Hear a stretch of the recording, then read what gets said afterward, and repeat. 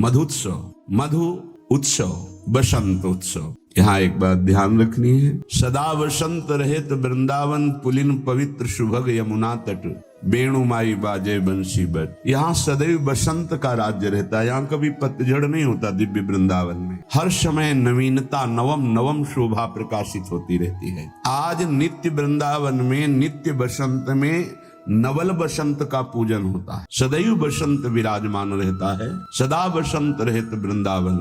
पर आज नवीन बसंत पंचमी में नवीन बसंत उत्सव मनाया जा रहा है। नित्य बसंत में परस्पर बड़े समुत्सुक है, उत्साहित है हमारे प्रिया प्रीतम नवल किशोरी, नवल किशोर जो ऐसा त्रिभुवन मोहन रूप है और ऐसे उत्साहित हैं, बड़ा अनिर्वचनीय शोभा का विस्तार हो रहा है। ऐसे श्री श्यामा श्याम हमारे मन को चिरकाल तक अपनी शोभा से उन्मत्त कर रहे हैं। ये शोभा बासंती कुंज है। माधवी लता भवन में बासंती सिंहासन पर ऐसे युगल सरकार विराजमान है जो बड़े उत्साहित है बसंत पूजन के लिए। हित सजनी जो कह रहे हैं, यही उत्साह भरा युगल का स्वरूप हमारे मन को उन्माद पैदा करता है, प्रेमोन्माद।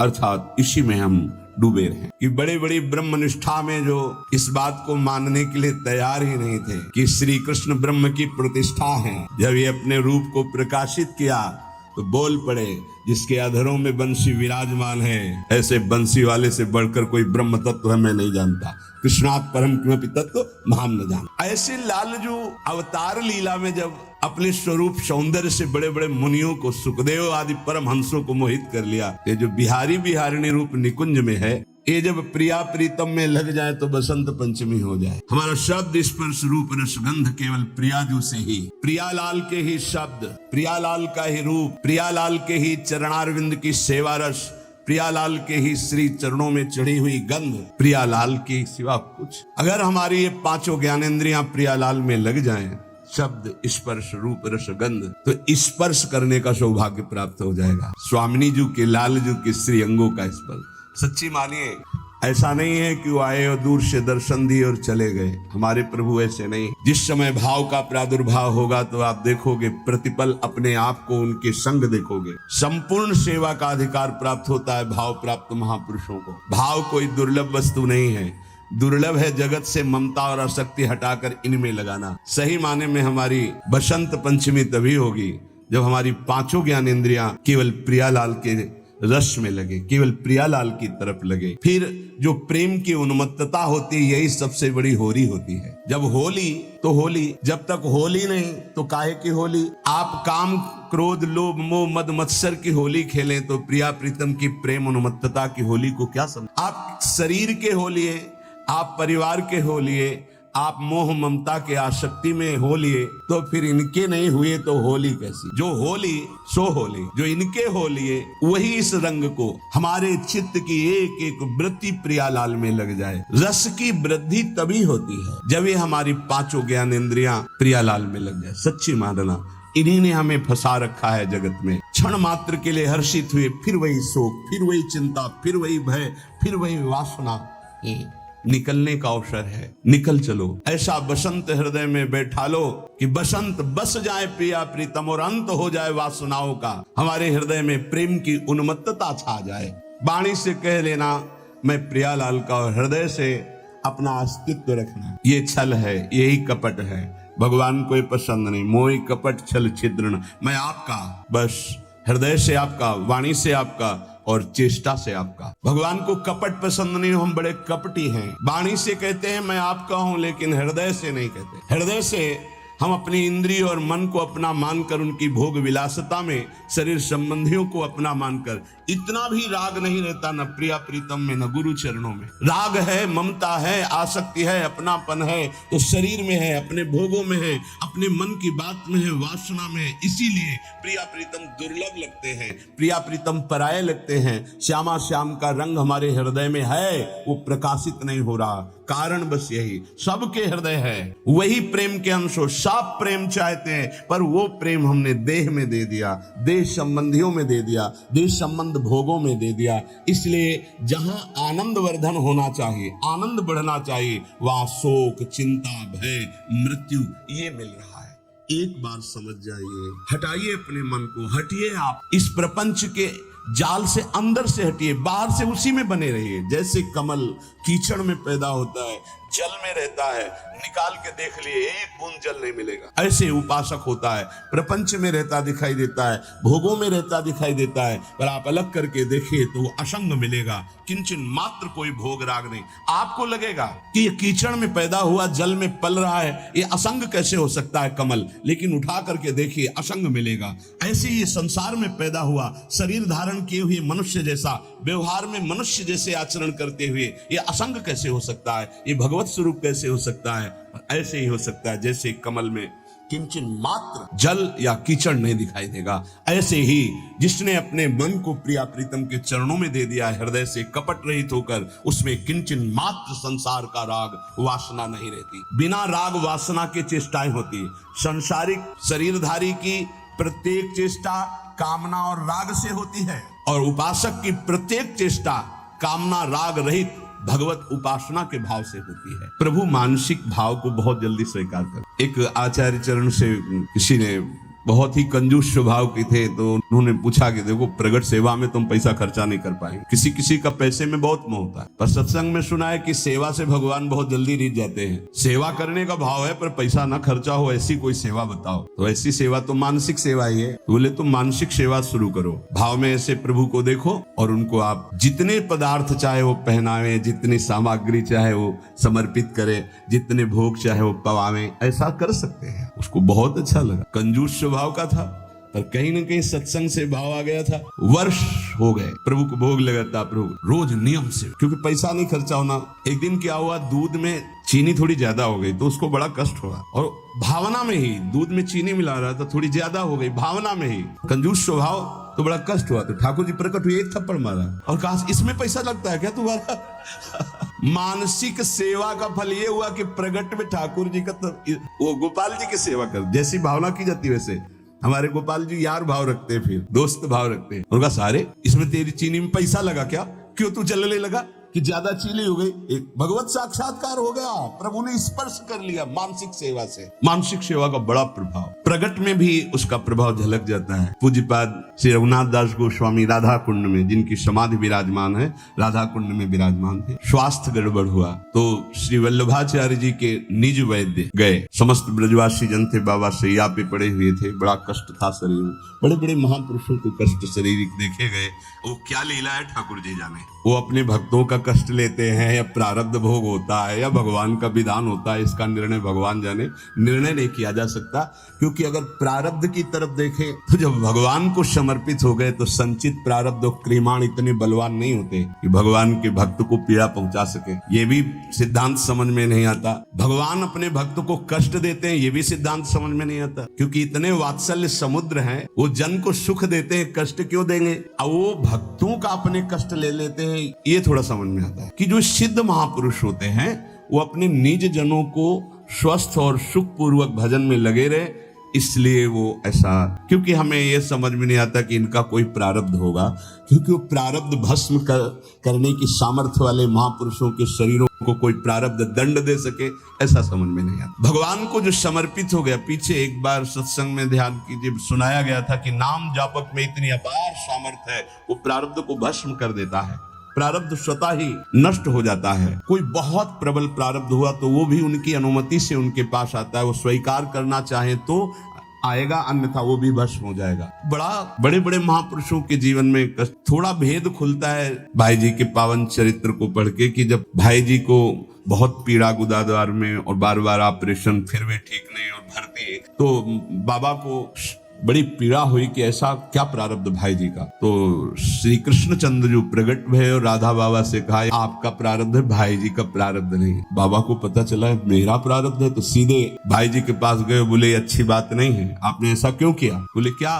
बोले आपने मेरा प्रारब्ध क्यों ले लिया? अरे बोले व्यर्थ की बातें क्यों करते हो? बोले आप बहाना नहीं चलेगा, स्वयं ये परम तत्व से बताई गई बात है, ये किसी और की बात नहीं, उन्होंने बताया कि तुम्हारा प्रारब्ध है। उनका बाबा हमको इससे कोई फर्क नहीं पड़ता, और आपकी जो अनुष्ठान पद्धति इसमें फर्क पड़ जाता, इसीलिए प्रभु की इच्छा से। तो ये बात समझ आती है कि बड़े बड़े महापुरुष अपने जनों का ऐसा लीला पूर्वक स्वेग नहीं, ऐसे जो ब्रह्म स्वरूप महापुरुष हैं उनका क्या प्रारब्ध है। आकर नाड़ी पकड़ी, मानसिक सेवा की आपको बात बता है। पूज्य श्री रघुनाथ दास गोस्वामी जी की नाड़ी पकड़ी, आपने कढ़ी चावल ये प्रसाद ज्यादा पाया, किसी में आता है खीर ज्यादा। ब्रजवासियों ने कहा है वैद्य जी संभाल के बोलिए, जब से बाबा ब्रज में आए नियम है और हमारी वाणी जी में लिखा है, ब्रज का तक्र और लोन, नमक और मठा के सिवा कुछ जीवन में नहीं पिया बाबा श्री रघुनाथ दास गोस्वामी। ऐसे महापुरुष ब्रज का तक्रलोन ब्रज को लियो परस्यो नहीं कछुआन, तक्रलोन ब्रज को लियो परस्यो नहीं कछुआन,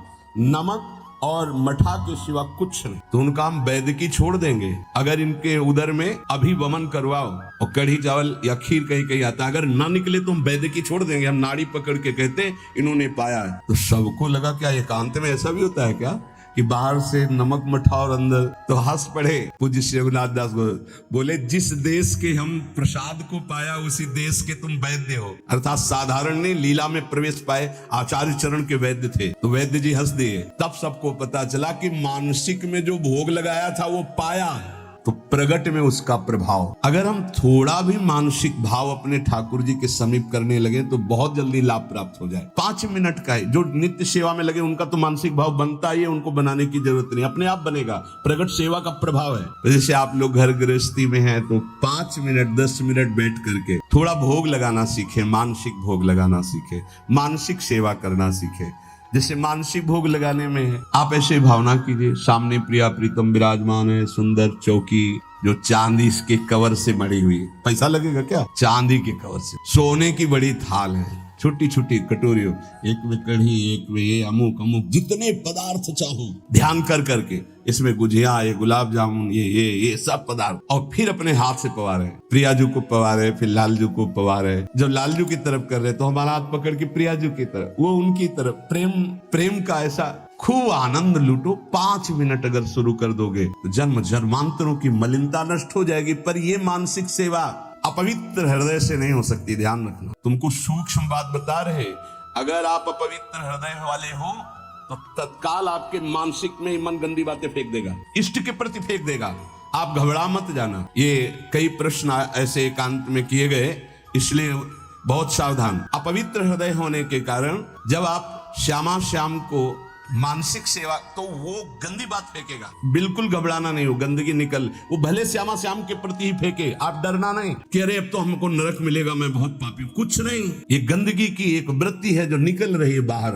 आप अपने निष्ठा में बिल्कुल रहे, वो आप नहीं है, वो गंदगी है जो अंदर भरी हुई है। इस बात को बैठा लोगे तो विचलित नहीं होगे, नहीं बहुत से विचलित हो जाते हैं। एक ने कहा कि मैं विश्व का सबसे बड़ा पापी हूँ, बड़ा पवित्र हृदय वाला है, मैं बहुत पापी हूँ, मैं प्रिया प्रीतम को जब सेवा में तो मेरा मन ऐसा ऐसा, तो उनका कोई बात नहीं। अरे ये मन गंदा है तो जहां जाएगा वहां दुर्गंध है, तो आप अच्छी जगह जाओगे तो दुर्गंध ही वो फैलाएगा। ये दुर्गंधी युक्त मन की वृत्तियां हैं, घबराने की जरूरत नहीं है। आप जब भजन में बैठेंगे, मानसिक सेवा में बैठेंगे, बिल्कुल खुली बात सुन लीजिए, ये गुरुदेव पर, इष्ट देव पर सीधे गंदगी फेंकेगा, आपको बिल्कुल घबराना नहीं, कोई अपराध नहीं, कोई पाप नहीं। आप अपनी सेवा में, बहुत गंदा है ये, आप भोग लगाओगे वहीं वो गंदी बात रखेगा, वहीं गंदगी फैला देगा, वो भोग लगाने ही नहीं देगा। आप देखना, अगर आपका हृदय मलिन है, अभी पवित्र नहीं हुआ, तो ये उपद्रव रच देगा।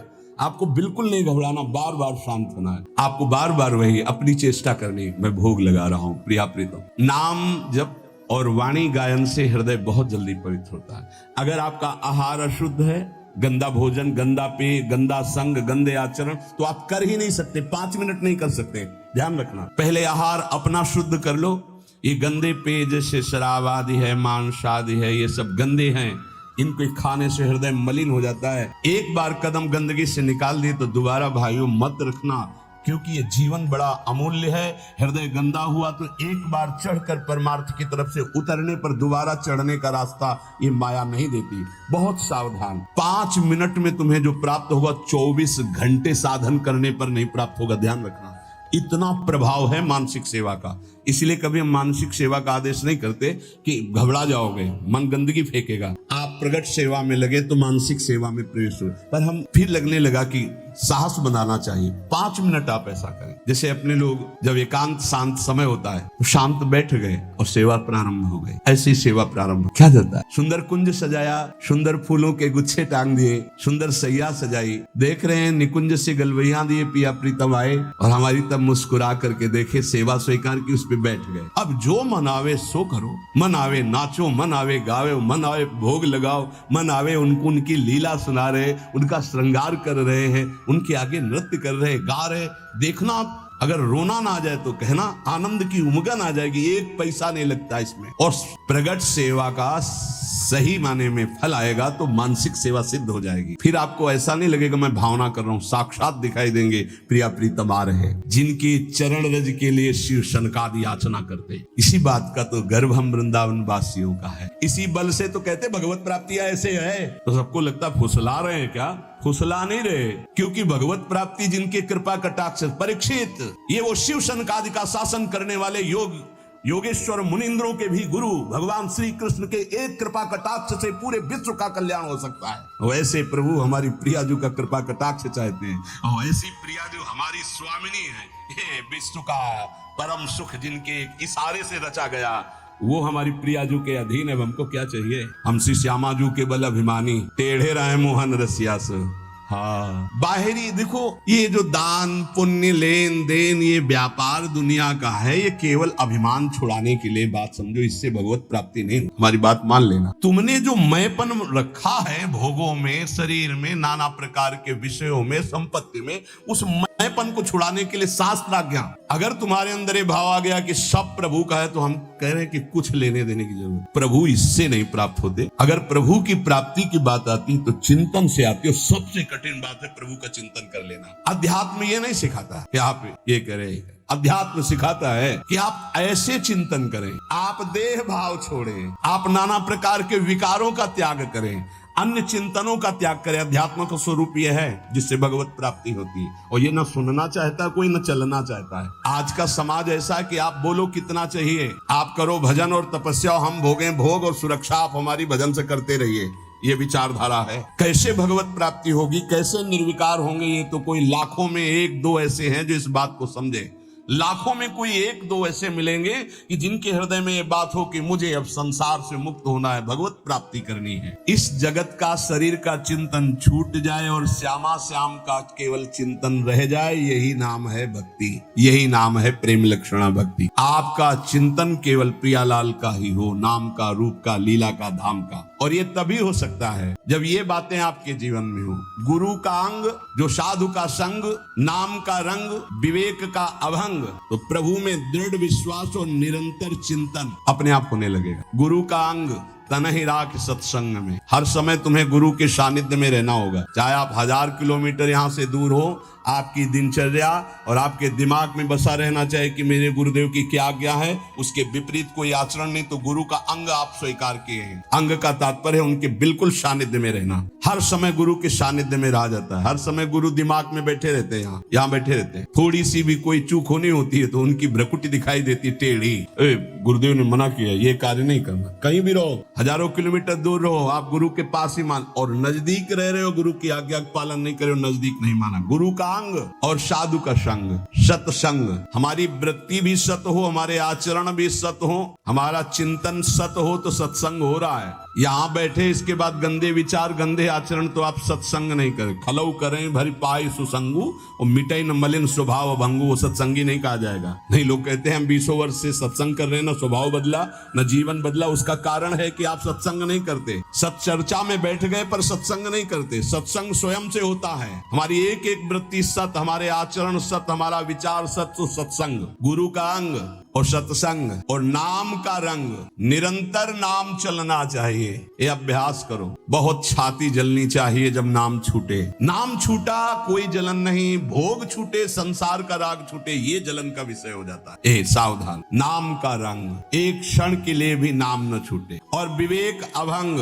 हर समय ये विवेक जागृत रहना चाहिए कि ये तुम्हारा शरीर नहीं है, ये छूटेगा।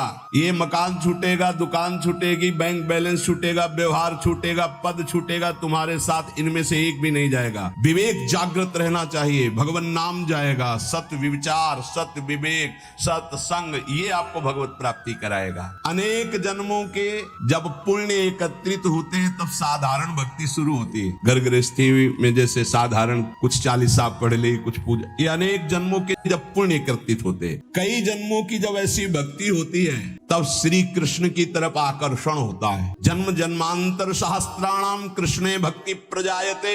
साधारण भक्ति कई जन्मों से होती चली आई, तब जाके कृष्ण भक्ति मिलती है। और कृष्ण भक्ति से जब श्री कृष्ण प्रसन्न होते तब राधा नाम और राधा चरणारविंद की भक्ति मिलती है। ये परम विश्राम स्थल है। पर इस भक्ति में विषयाशक्ति बहुत बाधक है, क्योंकि ये सीधे प्रेम भक्ति है वृंदावन की। बिना विषयाशक्ति नष्ट हुए भगवत प्रीति का प्रादुर्भाव नहीं होता। जब तक प्रीति नहीं तो प्रिया प्रीतम बहुत पराये लगते हैं। देखो श्यामा श्याम लगता है तुम्हारे, अभी किसी रिश्तेदार का नाम, पुत्र का नाम, परिवार, तुरंत हृदय के हाँ मेरे। अगर राधा नाम, प्रिया प्रीतम का नाम सुनते ही जैसे किसी रिश्ते नाते, पुत्र पति आदि की कोई बात करे तो एकदम लगे मेरे। ऐसे जब इतना ही लगने लगे मेरे, तो समझो कि अब कुछ रंग आ रहा है। लेकिन प्रभु की बात तो पराई जैसी लगती, संसार की बात अपनी लगती। इसीलिए एक और संपूर्ण संसार के संबंध भोग और एक और प्रिया प्रीतम है। चयन करो तुम किससे प्यार करते हो, संसार के संबंधों से या प्रिया प्रीतम से। अगर प्रिया प्रीतम से, तो तुम्हें संसार के संबंधों का अंदर से त्याग करना होगा। ये बहुत सहजता से हो जाएगा यदि साधु संग होता रहा, बहुत सहजता, वहीं रहोगे। भेष परिवर्तन की जरूरत नहीं है, स्थान परिवर्तन की जरूरत नहीं है, उद्देश्य परिवर्तन की। जहां उद्देश्य हुआ श्यामा श्याम की प्राप्ति को, वहीं आपके अंदर समस्त संबंध जो मायाकृत है, आप देखोगे ढीले हो गए, वो कटने लगे। साधक को इस युद्ध में अकेले संपूर्ण संसार से युद्ध करना है। ये बड़ा सूक्ष्म विषय है, बार बार इसीलिए कहते हैं। हर व्यक्ति हमारे चिंतन को खींचता है, खास बात है, चाहे वो द्वेष से या हो, चाहे या राग से हो, वो खींचता है हमारे चिंतन को। हमारा चिंतन अखंड प्रभु की तरफ हो, इसलिए सारे संसार के संबंध से युद्ध करना है। ये कला सीखनी होगी कि मिलना है, बात करना है, लेकिन हमारा संबंध किसी से भगवत भाव से मिलना है, खूब प्रीति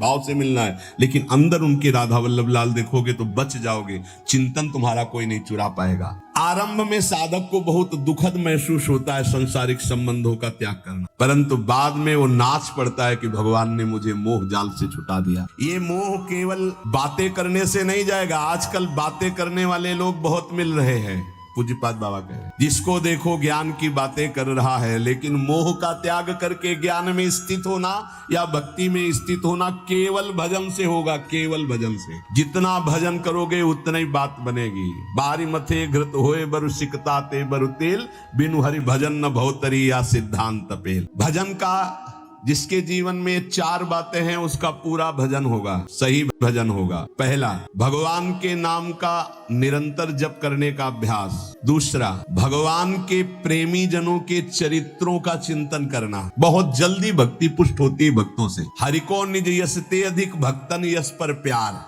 अगर रोज भक्त नामावली का आप पाठ करेंगे तो आपकी भक्ति बहुत पुष्ट हो जाएगी। भक्तन की नामावली जो करी है चित लाए, ताके भक्ति बढ़े घनी और हरि होए सहाय। और सबसे बड़े विघ्न विनाशक भक्तों के नाम कीर्तन है। कई बार कहा है यदि आप अपने घर से कहीं यात्रा करें तो पहले 5 भक्तों का तो स्मरण कर ही ले, कभी विघ्न नहीं पड़ेगा। लिख लो कागज में, कभी विघ्न नहीं पड़ेगा। भक्ति भक्त भगवंत गुरु चतुर नाम बपु एक, इनके पद बंधन के नासत विघ्न अनेक। पहले धैर्य रखो। जब आप वाहन पे बैठने जा रहे हो घर से बाहर, तो पहले 5 भक्तों, किसी 5 भक्त का स्मरण कर लो, कुछ याद कर लो भक्तों के नाम। ये जीवन की बहुत अमूल्य धन है। 5 भक्त, प्रहलाद नारद पराशर पुंडरीक व्यास अम्बरीश सुख शौनक भीष्म दाल ध्यान रुक्मांगद अर्जुन वशिष्ठ विभीषण आदि। ऐसे तुम्हें याद नहीं है तो ऐसे नागरीदास जी की जय, हरिवंश महाप्रभु की जय, स्वामी हरदास जी की जय, बिहारिन देव जी की जय, सेवक जी महाराज की जय, ध्रुवदास जी की जय, वृंदावन दास जी की। जो भक्त याद आवे 5 भक्तों का याद। भक्त नामावली जो रोज पाठ करता है उसके हृदय में घनीभूत भक्ति,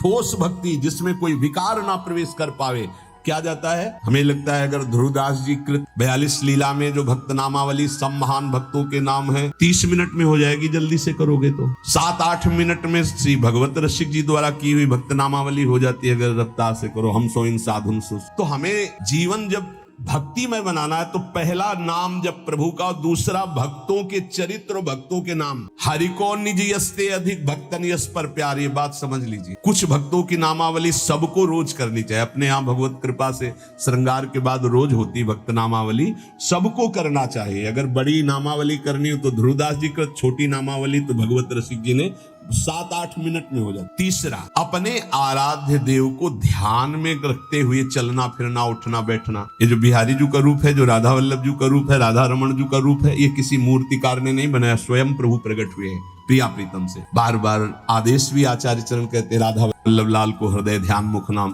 तो ये छवि विराजमान कर लो अपने मानस पटल पर, राधा वल्लभ जी को बार बार देखो और फिर वो आप मानस पटल पे विराजमान करो। तीसरा, अपने इष्ट का ध्यान करने का अभ्यास। और चौथा, जो आपने उपदेश सुने हैं वैसे चलने के बाद, सच्ची मानिए थोड़ी देर आपको बुरा लगेगा, जो मन है वो आपका बुरा महसूस करेगा संतों की बात को, पर यदि आप मान जाओगे तो प्यारे निहाल हो जाओगे। बिल्कुल आपके ही लिए केवल बात होती है, केवल आपके लिए होती। उस समय आपको जरूरी लगता है कि हमारे मनोवृत्ति में बाधा क्यों पहुंचा रहे हैं, हम जैसा चाहें वैसा कर सकते, नहीं कर सकते। तुम जैसा चाहो वैसा कोई नहीं कर सकता, क्योंकि सब स्वतंत्र नहीं, ईश्वर है, सबके ऊपर ईश्वर। फिर आप तो गुरु को बिके हुए हो। अगर आप भगवत चरणारविंद के शरणागत तो आप बिके हुए हो, आपका अधिकार कहाँ है? आपको कहा जाए खड़े रहो, यही तो वही खड़े रहो, तब आपकी शोभा है। अरे क्यों खड़े रहे, हम चले गए, ये आपकी शोभा, ये समर्पण की शोभा नहीं। समर्पण की शोभा तो वही है कि जो आदेश किया जाए उससे। चौथी बात है, जो शास्त्र आज्ञा, गुरु आज्ञा, संत आज्ञा हुई उसके अनुसार जीवन चलावे। प्रभु से मन जोड़ना है और संसार शरीर से मन को हटाना है। वो बड़े भाग्यशाली जन है जो विषयों से मन को हटाकर प्रभु में जोड़ते हैं। बड़े कृपालु प्रभु हैं। देखो, ज्यादा हट करोगे कि हमें भोग चाहिए तो हरि गुरु दे देंगे, हमारी बात मानना। वो ये कहते जाएंगे कि जहर है इसे मत खाओ, पर ज्यादा आप कहोगे तो हरि प्रसाद कुछ दुर्लभ नहीं, वो इसलिए दे देंगे कि एक बार देखो तुम संसार के अभी थपेड़े खाओ, फिर तुम्हें पता चलेगा। जब तुम कहोगे नहीं चाहिए तो 1 सेकंड में ऊंचाई पर वो बैठा देंगे। अगर पहले ही उनकी सलाह मान लो तो तुमको थपेड़े नहीं खाना पड़ेगा, जलना नहीं पड़ेगा, निकल जाओगे। मनुष्य जन्म का महान कर्तव्य निरंतर भगवत चिंतन करते हुए भगवत प्राप्ति कर लेना है। जो भजन मार्ग में चल रहे हैं उनको ये बात ध्यान रखनी चाहिए कि जैसे संपूर्ण नदियां समुद्र में स्वयं आकर मिलती है, ऐसे रिद्धियां सिद्धियां मोक्ष जो चाहोगे वो सब अनायास मिल जाएगा आपको। ऐसा न समझो कि भजन करने वालों को केवल दुख ही मिलता है। जैसी द्वारिकापुरी वैसी सुदामापुरी। भजन करने में थोड़े दिन पाप नष्ट करने के लिए जलना पड़ता है, फिर तो महान आनंद है। जैसे संपूर्ण नदियां बिना इच्छा के समुद्र के पास जा रहे हैं, ऐसे बिना इच्छा के संपूर्ण वैभव रिद्धियां सिद्धियां सब आ जाएंगी। आप भजन को न छोड़ें। जैसे गंगा जी में मिलकर के सब कुछ गंगा जल हो जाता है, ऐसे ही आपका सब कुछ मन बुद्धि देह चित्त सब भगवत स्वरूप हो जाएगा। जिस समय भगवत चिंतन करते करते तदाकार वृत्ति हुई, शरीर भी परिवर्तित हो जाता है। देखो, दूसरा शरीरधारी कीड़ा दूसरी जाति का दूसरे शरीर का लाके भृंगी अपने घरौंदे में पैक करता है और उसको ऐसे डंक मारता है और वो उसका भयवश चिंतन करते करते उसी शरीर से भृंगी कीड़ा बन जाता है। तो तुम प्रेम से चिंतन करते करते अगर भगवदाकार हो गए तो तुम्हारा देह भी ब्रह्म स्वरूप हो जाता है। जो भगवत प्रेमी महात्मा है उनका शरीर चिदानंद में होता है, 5 भौतिक भाव खत्म हो जाता है, उनका शरीर भी ब्रह्म स्वरूप हो जाता है। ये बात श्रद्धाहीन तर्कवादियों को समझ में नहीं आएगी, ये श्रद्धावान को समझ में आएगी कि शरीर भी ब्रह्म रूप हो जाता है। अतः निरंतर नाम जप के अभ्यास बल से राग द्वेष रहित होकर के विधि निषेध रूपी भवसागर से पार हो जाओ। लोग पूछते हैं कि हमें भगवान कैसे मिलेंगे, हम पूछते हैं कि ईमानदारी से भगवान को चाहते हो तुम कि मिलना। एक दिन एकांतिक में ऐसे कहा था कि अगर सच्चाई से वृंदावन में बैठे हो, कहा जाए कि अभी तुमको वैकुंठ ले चलते हैं, तुम्हारा शरीर छोड़ना होगा, मरना होगा तुमको, अभी चलो, कह तैयार होंगे। बहुत भगत होंगे, श्रद्धावान होंगे तो कहेंगे 1 हफ्ते 1 महीने का समय दे दीजिए, घर में पूरी लिखा पढ़ी करके सब आ जाएंगे, फिर आप ले चलो। प्रेमी तो मरकर भगवत मार्ग में चलता है, उसका किसी से कोई आंतरिक राग नहीं होता। बाबा कह रहे कौन चाहता है भगवान से मिलने की? जिसके अंदर चाहत पैदा हो गई उसको ये 5 चीजें अच्छी नहीं लगती, विषय भोग, निद्रा, हंसी, जगत प्रीति, बहुबात। अगर ये अच्छा लग रहा है तो नाटक कर रहे हो, मिलने की चाह पैदा नहीं हुई। ये 4 बातें बड़े पुण्य से किसी महान हृदय में जागृत होती है। भगवत भक्तों का भगवान से भी बढ़कर आदर करना और सब साधनों से श्रेष्ठ भगवान नाम में दृढ़ विश्वास प्रीति हो जाना। दूसरा सबसे पहला है भगवत भक्तों में मोते अधिक संत कर लेखा। भगवान के सातों सब मुहिमे जग देखा, मोते अधिक संत जाने संत अनंत समाना। भगवान नाम के बराबर कोई साधन नहीं, ये दूसरा। भगवत सेवा के बराबर कोई सिद्धि नहीं, तीसरा। और भगवान के प्रेम के बराबर कोई साधना का फल नहीं। भगवत प्रेम इस समस्त साधना का। आज के सत्संग का सार, हम प्रिया प्रीतम की चाहे 5 मिनट ही मानसिक सेवा करें, जरूर सेवा करें भावना के द्वारा। हमारे जीवन का परम उद्देश्य भगवत प्राप्ति, तो उसकी भगवत प्राप्ति की वृद्धि पुष्ट होती है नाम जपने से, भक्तों की नामावली, भक्तों के चरित्र गायन से, भक्तों के संग से, और जितनी वासनात्मक चेष्टाएं क्रियाएं हैं उनके त्याग से।